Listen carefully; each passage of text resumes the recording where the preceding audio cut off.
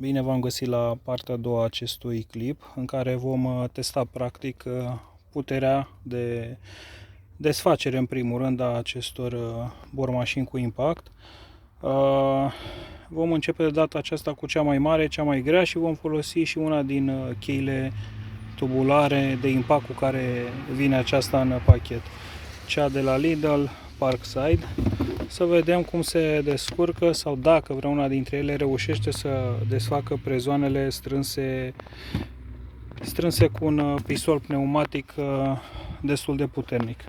Să încercăm în primul rând cu un Parkside. Toate vor fi testate cu bateriile originale. Cea mică va fi testată cu una din bateriile de acumulatori ale acesteia, pentru că ale ei sunt moarte. Să vedem cum se descurcă Parkside-ul. Roțile cred că au fost strânse acum vreo 2 luni de zile cu un pisol pneumatic destul de puternic. Să vedem.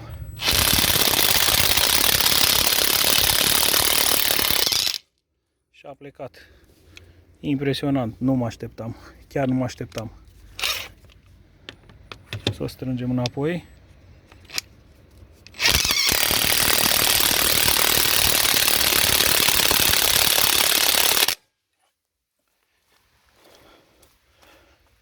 Următoarea.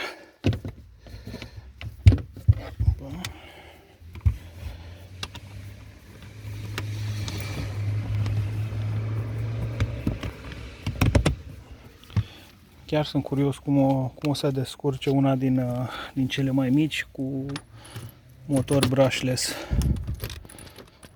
Ok, începem. Opa, și pare mai puternică decât cea de la Lidl. Da, se simte că e mai puternică. Să vedem dacă reușește să desfacă prezonul strâns cu cea de la Parkside.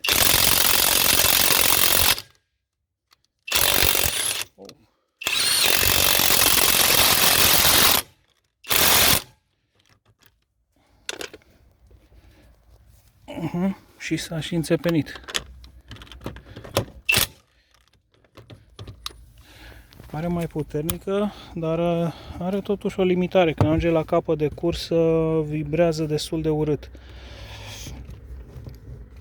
Ok.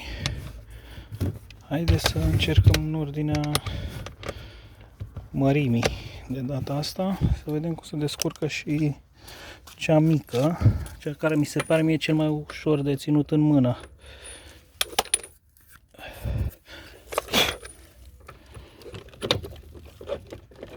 Ok.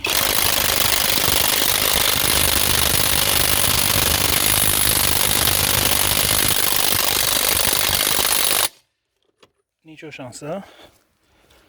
Și presupun că și cea mai mică la fel, nu va avea nicio șansă.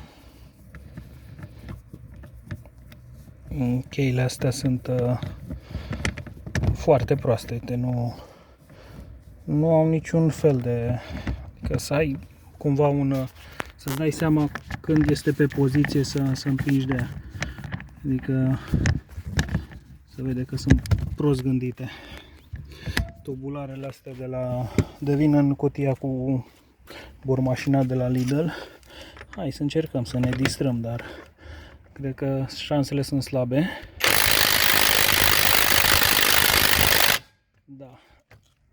Să lăsăm un pic cheia acolo și să încercăm cu asta la altă.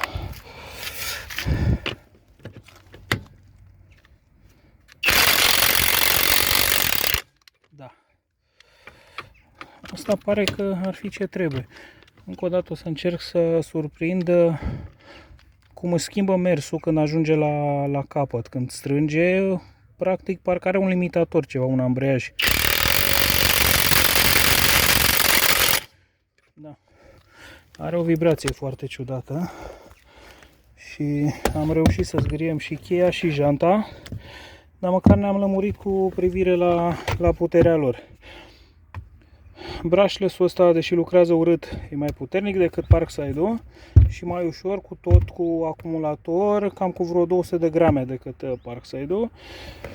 Asta nu are nicio treabă, iar asta e pur și simplu o jucărie. Cam astea sunt. Raport calitate-preț, asta deși e frumușică și e ieftină, nu prea faci treabă cu ea la ceva strâns un pic mai zdravăn și cu atât mai puțin la prezoanele roților.